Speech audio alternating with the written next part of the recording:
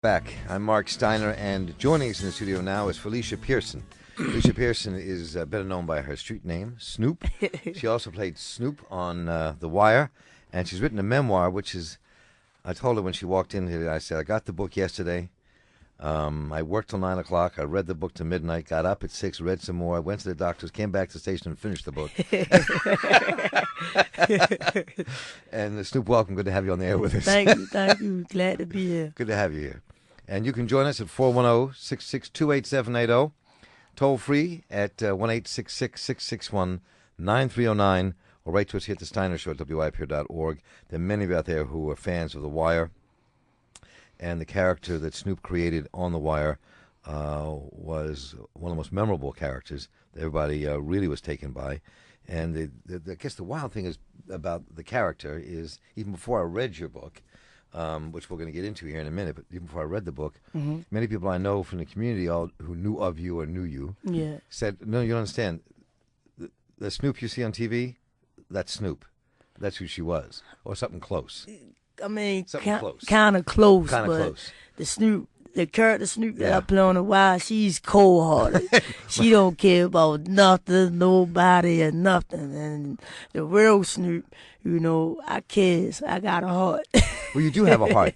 Yes, I do. What made me think, though, as you wrote your book, I was thinking about the character you portrayed, and I was thinking about how you described your growing up in Baltimore. And when you said the character didn't have a heart, but you had a heart, but it seemed, I was wondering about the character. Let me put it this way. I'm going to try to see if I say this right. That kids in the street who can smack somebody upside the head in a fight, or shoot somebody, or hurt somebody, and just get into a beef, they may have, I think a lot of them have big hearts. Yeah. But there's a shell. I mean, you had a heart, but you can even tell from the words you told about your own life, some kind of shell comes over a street corner kid that maybe even blanks out their heart from themselves. Yeah, you have to, that's called protection, because if you really, like, in the streets, if you really deep into the streets, like, sometimes you have to put yourself in how can I put this, in a shell, to not let people know, oh, they soft-hearted, you understand what I'm saying? And if a person, if the streets find out that you soft-hearted, they gonna run over top of it. So sometimes you just gotta step back and close yourself back up, put yourself in the shell and let them know, like, yeah, I'm harder than you, or I'm just like you, you ain't gonna run over top of me, And sometimes you have to do that, If not, then the streets will run over top of you, man. And you didn't let that happen to you? Nah, I can't. You start your book off. It was pretty amazing that the piece that you start about that you were doomed to die. Yeah. That you want me to read it? You want to read it? Go ahead. You can read it. This is. I mean, it's a pretty heavy way to start the book. Let me just give people a sense of where you come from the very beginning. Yes, sir. I was born in Baltimore 27 years ago, and then I died twice. I died both times because my mother was filled with drugs, and so was I. Crack babies are messed up babies, and according to what doctors were saying, I didn't have a prayer, but they brought me back from death's door. Someone or something keeps bringing me back from death's door. I don't understand it, but maybe writing this book will help me see who I was and who I became. Sometimes I close my eyes and take a deep breath and imagine myself back then, a little bitty baby, small enough to fit into the palm of the doctor's hand, no bigger than a puppy or a kitten, a baby who had to be fed with an eyedropper because her mouth is too small for the nipple of a bottle, a baby born cross-eyed due to the drugs running in her system, a baby born to die. But that same doomed-to-die baby finds a way to live. How? Why? Sure wasn't because of Mama.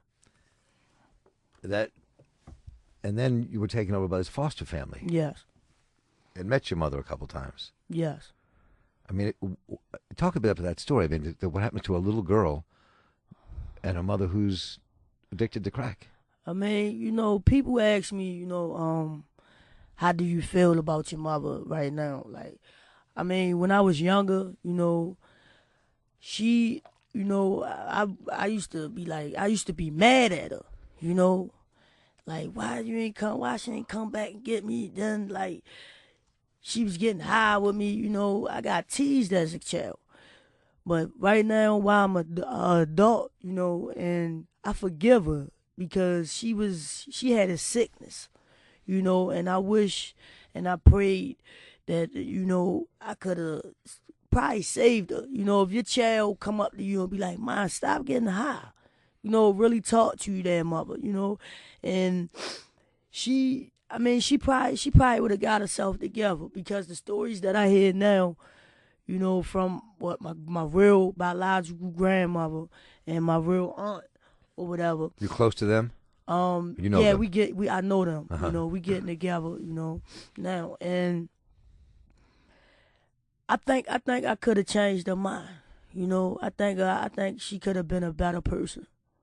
You know. You mean you could have changed your mind while you were like still a baby? No, I'm talking about right now. You know, As if she was a still, grown woman, yeah, if she was exactly. still here. Because I have the understanding and the knowledge right now.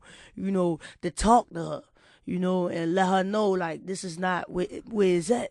You know, and while I was a child, you know, she locked me in a closet for like 20 minutes.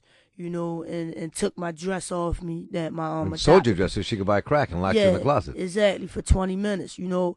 And the social worker came back, though, and got me. I wasn't in there for, like, days or, you know what I mean, for nothing like that, you know. But it was just like when I was growing up, you know, I was hearing stories, you know, and I'm like, wow, like, that happened to me. Like, nah, man, that wasn't my mother. But yes, it was. Yes, it was your mother. Snoop is our guest. She is a star on The Wire, who plays the character Snoop. When she got on The Wire, we'll talk about it in a little bit, they told her to keep her nickname for the character. Her real name is Felicia Pearson.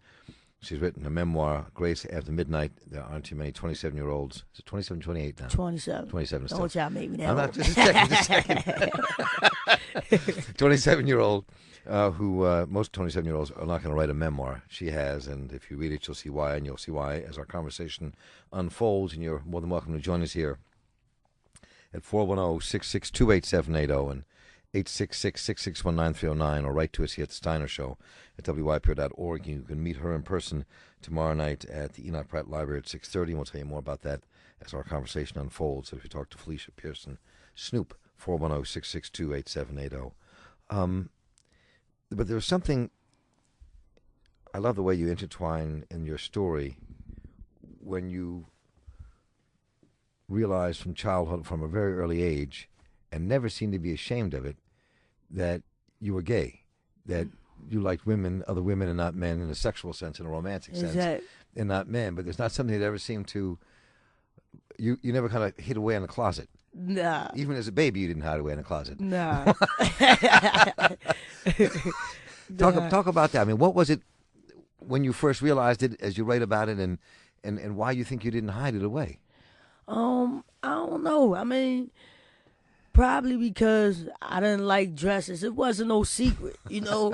Like every I like time. that story now when you talk about you got that truck, or the kids are saying, "Why do you have this car?" The Night Rider truck. The Night Rider, yeah, right. The Night Rider truck, because I used to love Kit, you know, and I used to fantasize and dream about me like in this car. Like every kid on the block wanted a Night Rider car, like a real one, you know, because Kit could go through fire, he could go through everything. He could talk, you could push your watch and say, "Kit, come here." He get here, pull up. I mean, I never liked it wearing dresses, you know, and like when we used to play hide and go seek, or you know how kids is, start rubbing pants and all that.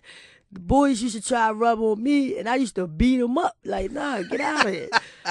And then I used to, you know, holler at the girls and just hump on them, and then just run back around the corner. And I don't know, it was never no secret. You know, it was never no secret. It was something you were always aware of. You seemed, even as a young kid, to be really aware of that inside yourself. It wasn't something, a lot of kids would be, other families and communities. They'd be ashamed. Right. Yeah, they'd try to hide it. Right. You know, but the persons, they was a family, like you ain't never had to hide nothing. You know, you could come and talk to them about any and everything. So much your foster parents. Yeah, talking about my foster parents. And I came from a loving family, you know. They took me in open arms with love and care, just everything.